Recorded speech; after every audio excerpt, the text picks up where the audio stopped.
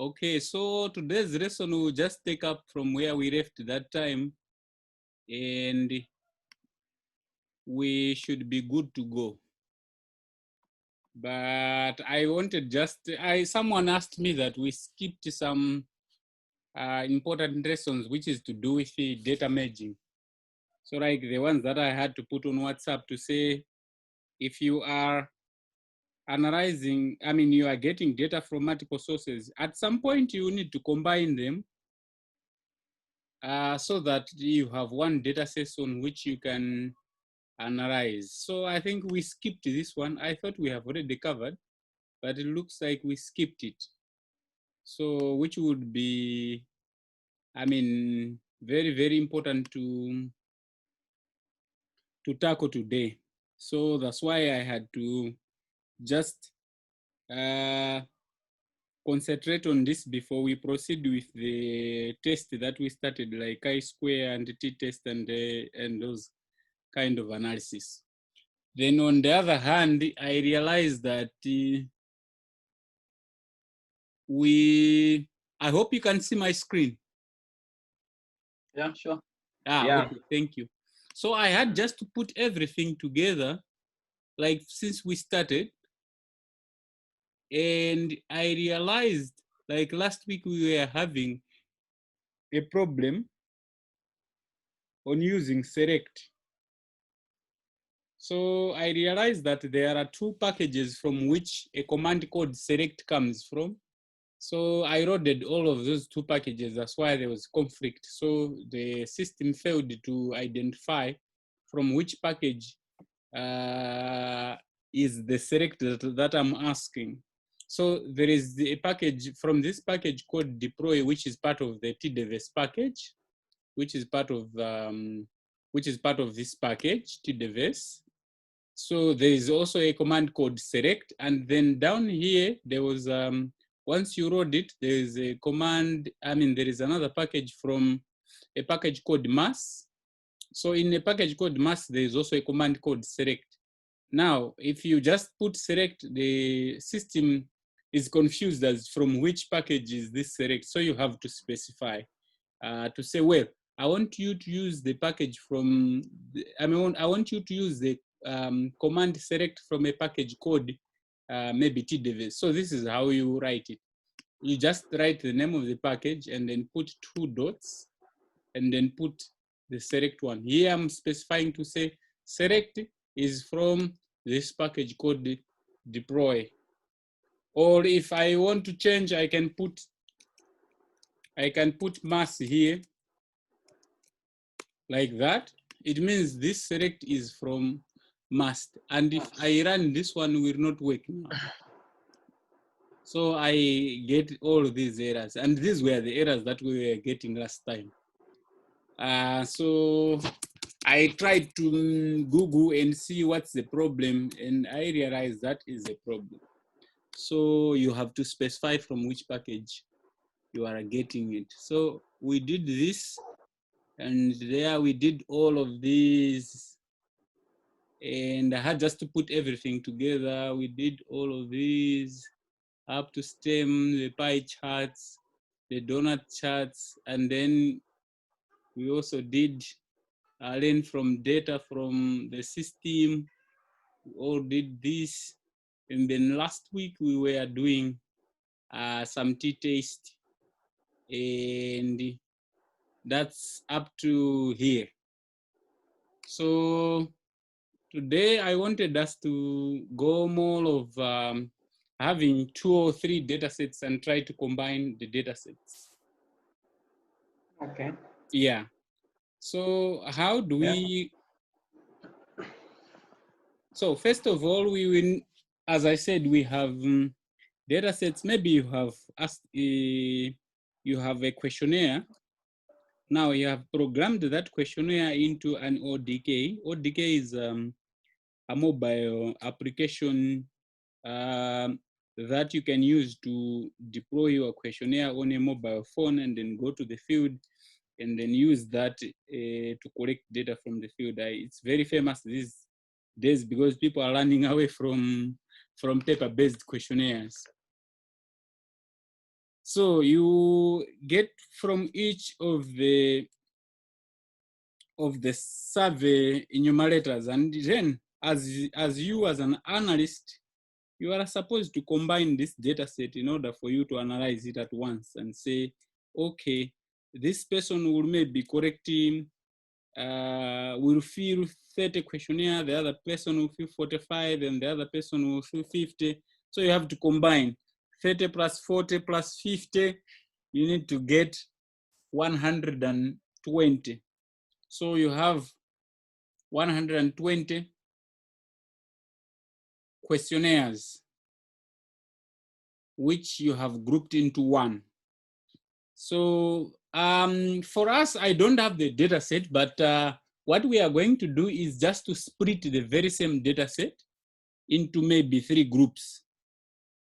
So I will use wash data. We will just split we will generate the data set like as if we have 2 or 3 separate data sets. So I will do, okay, so I will say, okay, let's generate the new data sets. So I will maybe take, I'll say, okay, let's get this data set code, maybe we'll just name it data1. Data1. And then this data1, I only need maybe to get those that received no education. So I'll get my data set. There's a variable called education. So I'll go to my data set. Remember, we were on WASH 3. So I'll go to education. Then I'll say, okay, get all people who had no education and put them into one data set.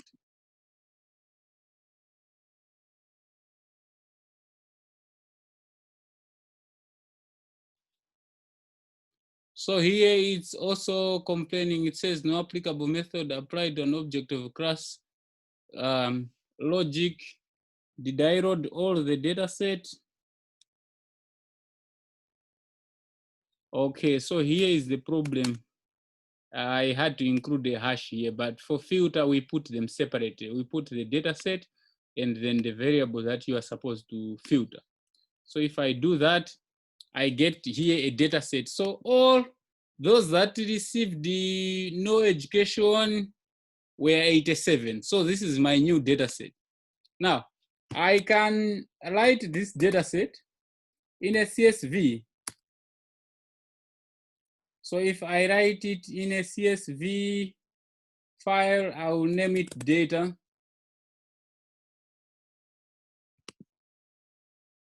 And then, so this one is data set 1. And then I have to write to specify that this data set 1 should be saved as CSV file.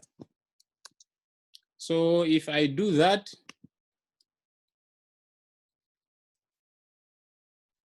then it should have a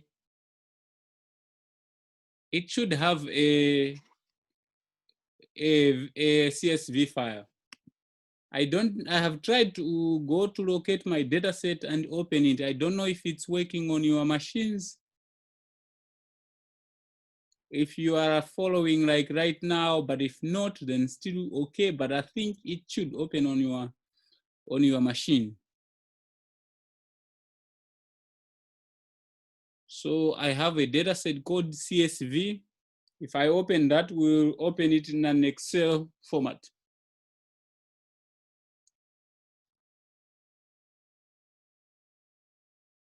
So here I'm assuming that this Excel format that has opened,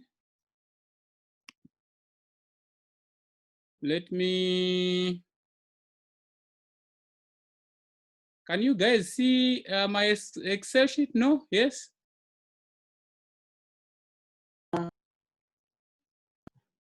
I can't see it like for me. I can't see. Okay. I can only see the screen where we are Oh, holding. okay. Sorry. Yeah. Okay. How about if I do this? Are you able to see it? Yes, now it's there. Oh, yeah. It's there. So this is the data set that I generated. I generated because I saved it in Excel. So here I'm just assuming that in the first person, we have extract data from the first person, and this is the data that we get. Yeah. And then I will do the same. Are you able now to see the other screen? Yes. Okay. So I will do the same. I will say, okay, I have the data set number 2. And then okay, for simplicity, simplicity, we just copy the whole of this chunk and then put it here and then change this one to dataset number 2 and then change here to primary and then change here to dataset number 2 and then this one dataset number 2 as well. Sure. If I run this one, means I generate another dataset. Yes. And if I go to my, here I'll have my data set. I hope you can see my Excel screen now, right? Yeah. Yeah. So here you have a data set which is only for primary. So we are assuming also that this data set was from another numerator. And then maybe lastly, I will go back to R, and then I just copy this and then get a third data set. So instead of, but in a real life situation, it means that these 3 data sets are from various people, or you can like from various enumerators, for example. So yeah, exactly. Yeah. So it means that our job is to combine these data sets. So and this one is secondary, and then this is 3, and this is 3 as well. So if you learn that one, you learn that one, you have generated the third one, which is for secondary education. So now it means we have 2 data sets. I'm sorry, 3 data sets. Now, we will assume that we have received these data sets, or we have extracted these 3 data sets from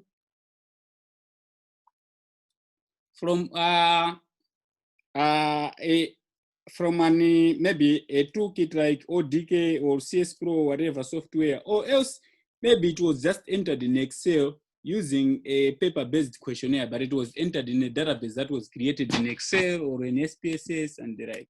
So we want to put them together. We want to join them together. So the most important very important, there are only 2 important commands in R that are more important when it comes to joining the data. But there are several others which, if these 2 fails, we always like explore. So the first one is a function called rbind. So there's rbind, which means row bind. In other way around, which means append the data set into another data set by adding number of rows. And then there is a cbind, which is like column bind. So you say append the data set by adding other columns to the original data set. So these are the most 2, just like the way you do merge in maybe Stata or whatever software you use. So here I will I will start with the append. So let's create a data set called maybe whatever data, but I'll just, for simplicity, I'll call our data set, which is 4. And then I'll say R bind. Here it means that I will say, okay, add rows in the first data set. So I'll say, okay, pick data set number 3 and then combine it with data set number 1, for example. So if I say data set 4, and then I say R-bind data 3 and data 4, it means data set number 3 will be appended or will be just added to data set number 4.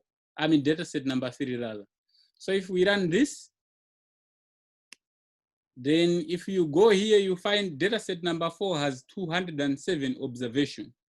If you add 87 plus 120, you get to 207. So here we have made a new data set by just joining the first data set and the second data set. I mean the third data set. We can do the same, or you can view this data set. So if you click on here, you view this data set, you realize that it only has secondary, and then as you scroll down, you get those that received no education.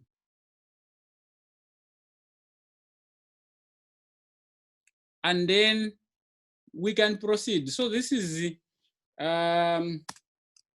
like merging by adding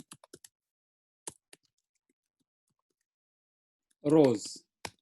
And then we can append the same. For example, if you do,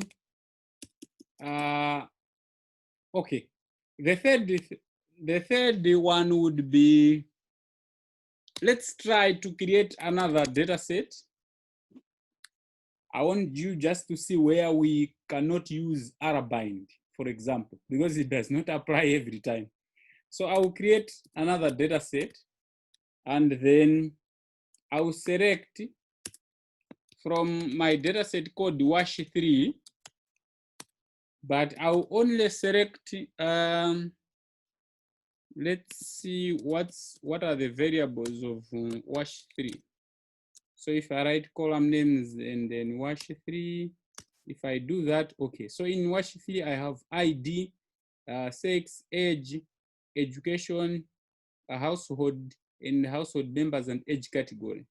So if, for example, I say, okay, create a data set number 5, but this data set you check in WASH3, and then from there only get ID, sex, and household. So it means this data set number 5 has what?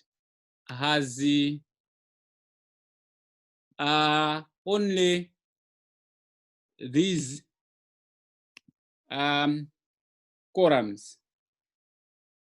So if you run this one, for example, I get an error. It says unused argument. So here I remember I told you that the select comes from two, the mass package and the deploy package. So I was supposed to specify from which. So if I use this one, then this one now should work now. So if I do that, I have my data set number 5. So, all right. Now, can we bind this to, can we add from, if I view data set number 5, I only have 1, 2, 3 columns. If I view data set number 3, for example, I have 1, 2, 3, 4, 5, 6, 7 columns. Then what will happen if I try to combine these two? So if I say, okay, get data set number 6, and then from this data set number 6, like make data set number 6, and then combine data number 5 and data number 3, and then learn, I should get an error here. So here I'll get an error. Why I'm getting an, it even tell you that the number of columns of the argument do not match. So in data set number 5, there are only 3 columns. In data set number 3, there are 7 columns. Therefore, they do not match. And there you're in trouble. Because they don't match, you are in trouble. So you have to say, okay, what do I do now? So in order for you to overcome this, that you still want it to combine, you use what is known as bind row. So for example, I will say, okay, data set number 6, I will say bind, then by what? Rows. So here I get data set number 3 and then data set number 5. So this one, it should run. And I have generated number 6. But what happens now? What happens now is these 3 variables where we have data set will add to the variable here. But the rest of the variables in data 3 will be blank. In other way around, will be missing.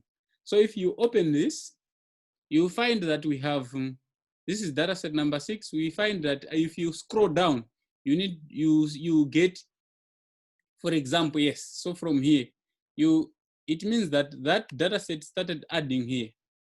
And here you get okay, but here you get male. And then here in terms of age, since there is no age in data set number 5, it will put not applicable. Similarly, education.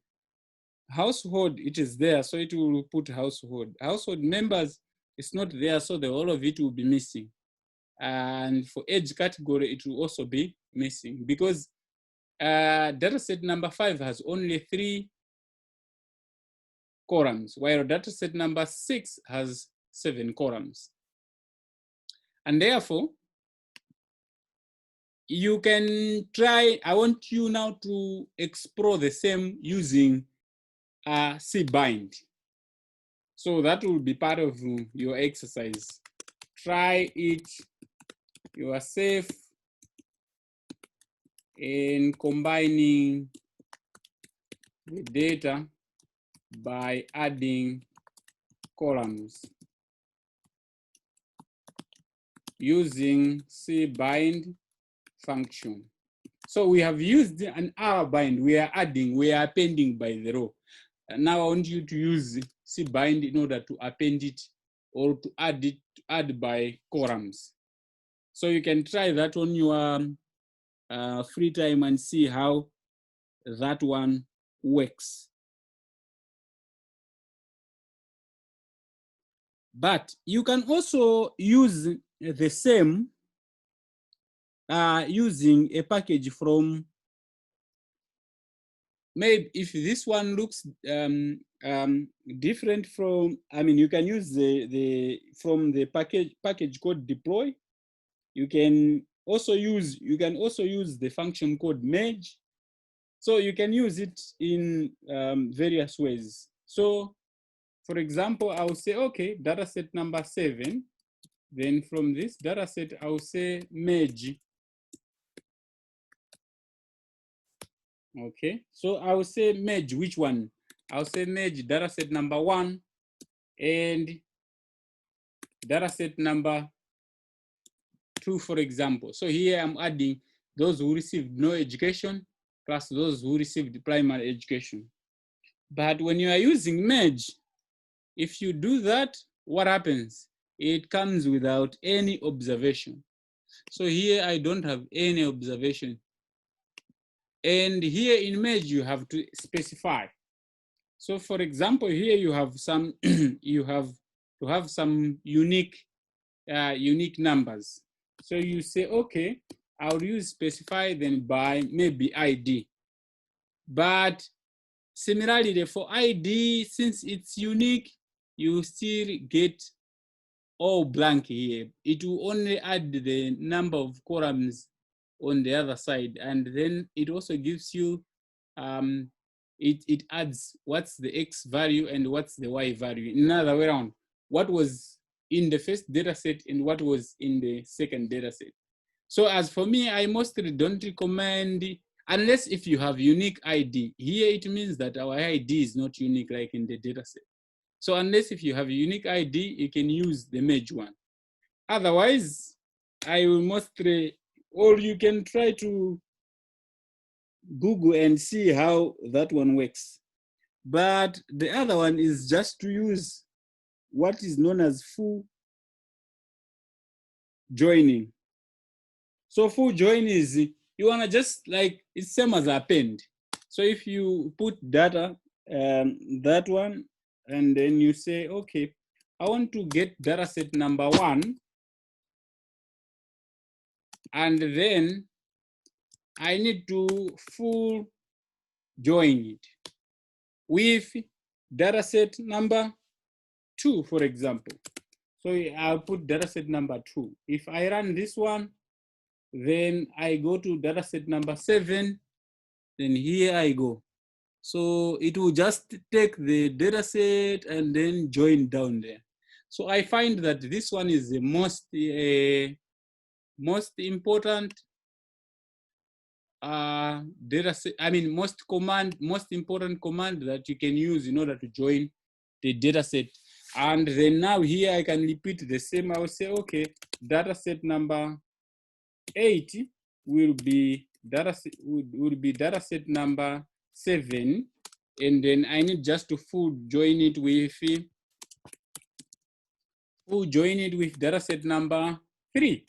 So then I am back to the observation I had, or the data set I had in the initial phase before we splitted them by year, by level of education. Because you remember in the first time we had splitted those who received no education, and then those who received the primary education, and those that received the a secondary education.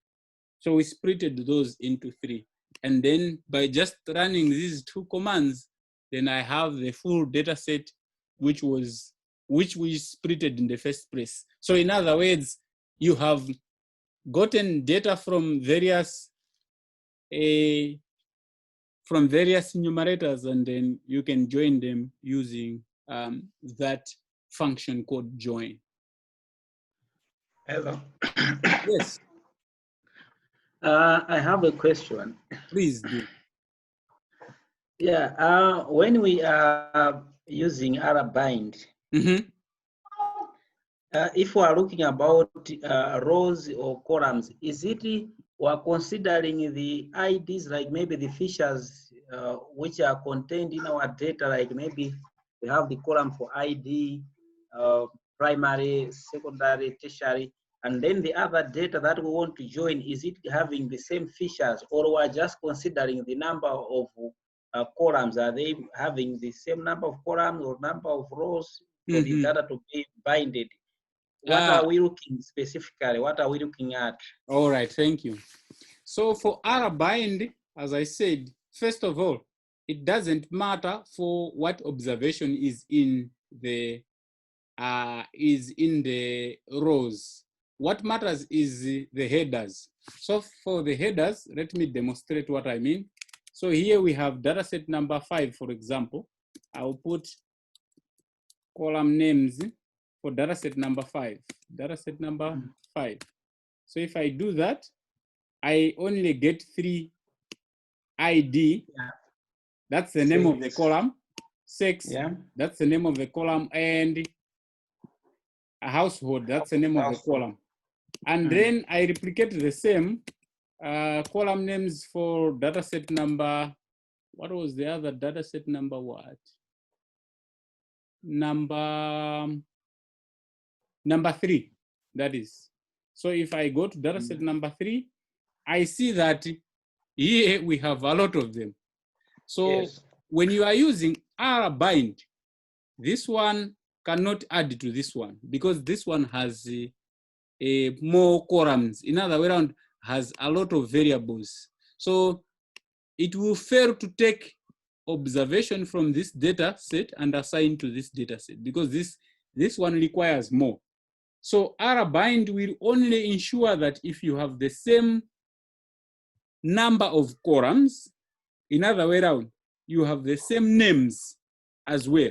So if you have, yes, if you have ID here, you should have ID here. If you have sex here, you should have sex here. And similarly, if you have household numbers here, this data should also contain household numbers, members rather.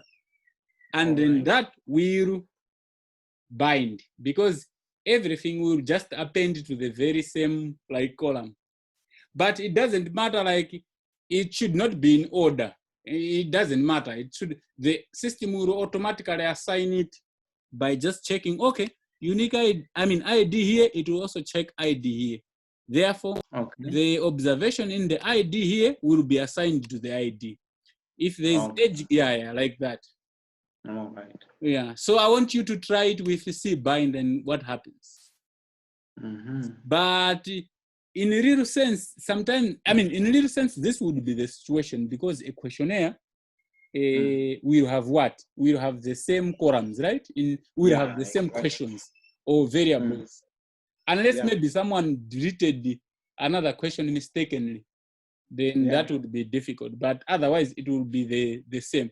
So this one will work for our best. But in case that the number of columns are different, then you have to use this one, bind rows.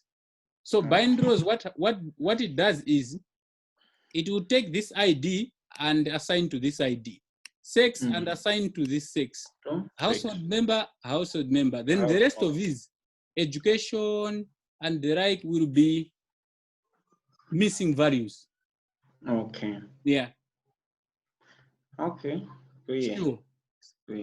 Yeah. So the same with you can do the same with this full join. And our time is running, but these are the most crucial that I would say someone would use in order to combine the data sets. And then the last part I did not demonstrate on the how do we filter some missing values, for example, because we have been doing it, but at some point you are prompted not to use the missing values.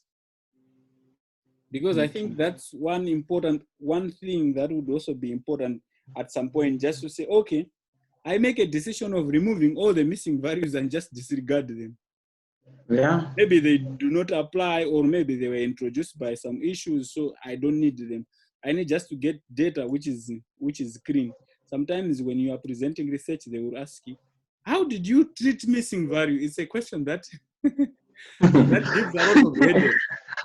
Okay. Yeah. So most of the times there are a lot of methods you can treat missing values, but one is what we call case-wise deletion. So just delete all things that have some missing values for specific variables. I don't need them. But sometimes if you have a small data set, you get problems, because once you delete, it will introduce bias. So they will say, oh no, if you use the delete wise, I think you introduce some biasness, because maybe those that received those that had missing values, it was for a purpose. Yeah. So in that context, then it becomes difficult. But if you have a larger data set, then using missingness would be, just case-wise deletion would be fine. And in R, it's simple. You not necessarily delete the data set, but you can just filter the data set by specifying to say, well, I don't need all of those that have missing values. So for example, I can construct a data set called WASH, for example.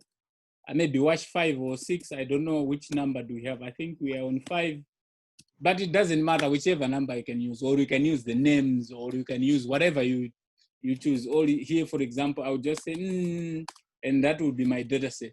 So I will need just to get my data set from, remember the other time we created a data set called MADS at some point, this one?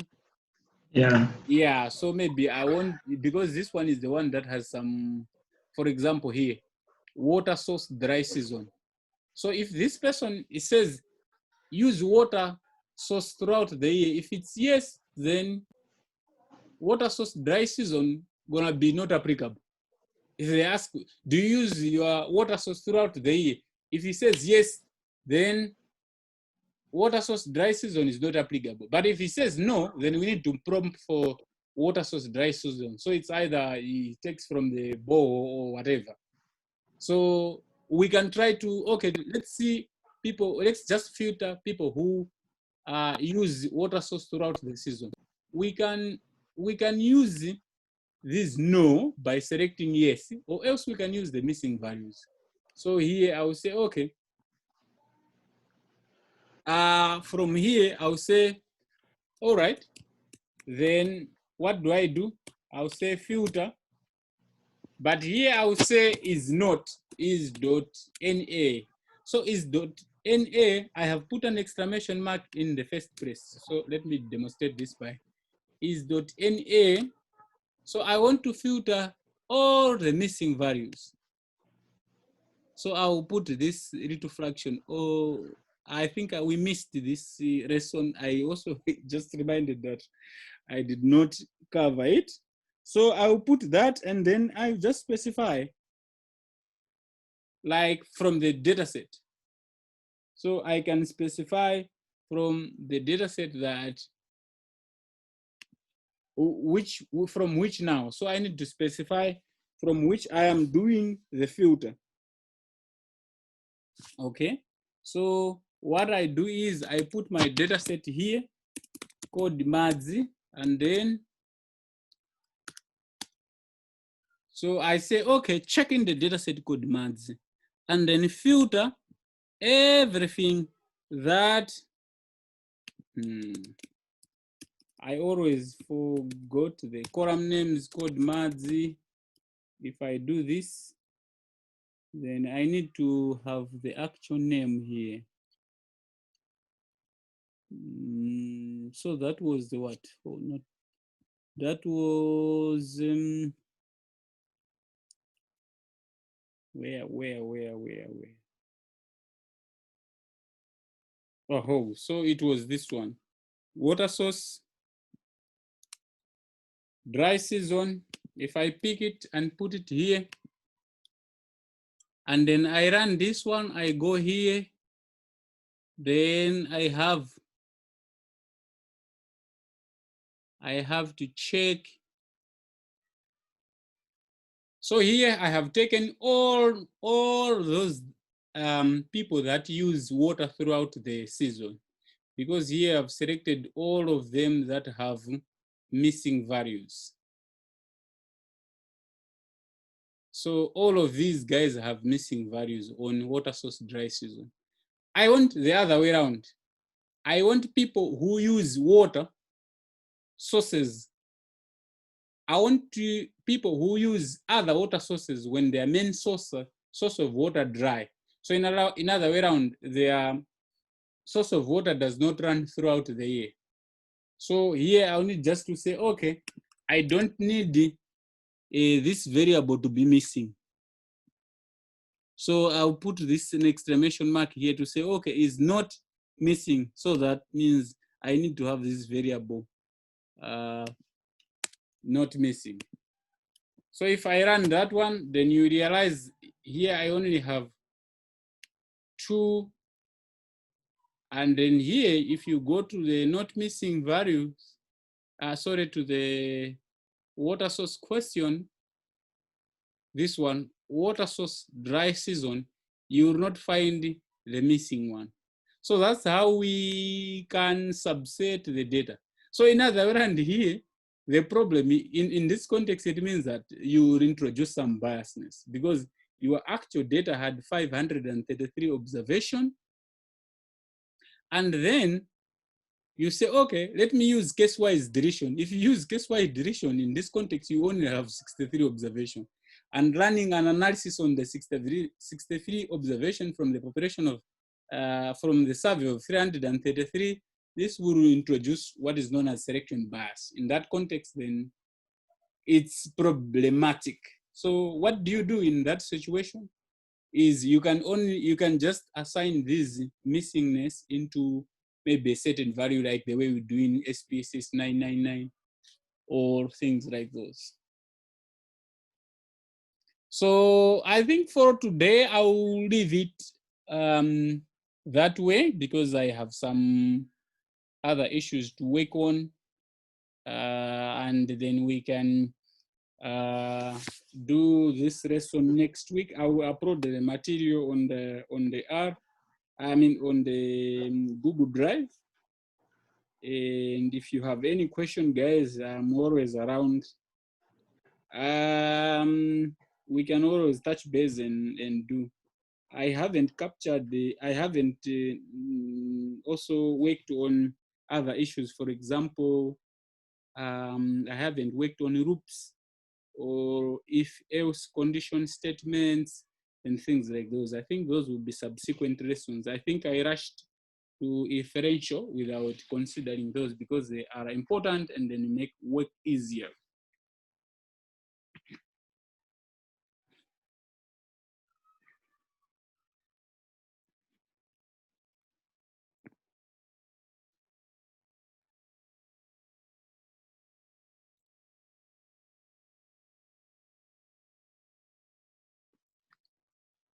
So that's for today, and I hope to see you next time. I got